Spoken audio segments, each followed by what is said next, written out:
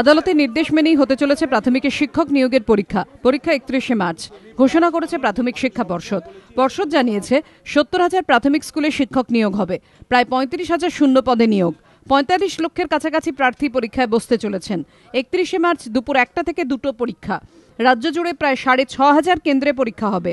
ওয়েবসাইটের মাধ্যমে জানা যাবে কার কোথায় পরীক্ষা কেন্দ্র। www.wbbpe.org, www.wbsed.gov.in, www.wbresults.nic.in। মোবাইলেও জানা যাবে পরীক্ষা কেন্দ্রের নাম ঠিকানা। মোবাইলের মেসেজ অপশনে গিয়ে প্রথমে ইংরেজিতে লিখতে হবে রোল, স্পেস দিয়ে 9টি সংখ্যার রোল নম্বরটি লিখতে হবে। মেসেজটি পাঠাতে হবে 56767 অথবা 56161 নম্বরে। এছাড়াও জেলা, সার্কেল ও ব্লকে প্রাথমিক শিক্ষা সংসদের অফিসগুলিতে দেওয়া নোটিশ থেকেও প্রার্থীরা তাদের কোথায় পরীক্ষা কেন্দ্র তা জেনে নিতে পারবেন।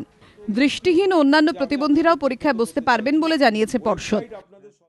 Physically challenge, mainly visually challenge এবং যারা অন্যান্যভাবে শারীরিক কারণে লেখার ক্ষমতা হারিয়েছেন সেই সমস্ত ক্যান্ডিডেটদের কাছে আমাদের অনুরোধ যে তিনি ক্লাস 10 অনূর্ধ্ব ক্লাস 10 অর্থাৎ ক্লাস 10-এর ছাত্র থেকে তার নিচের ক্লাসের কোনো স্টুডেন্টকে তিনি সার্টিফাই করিয়ে নেবেন with photograph from the headmaster of the institution.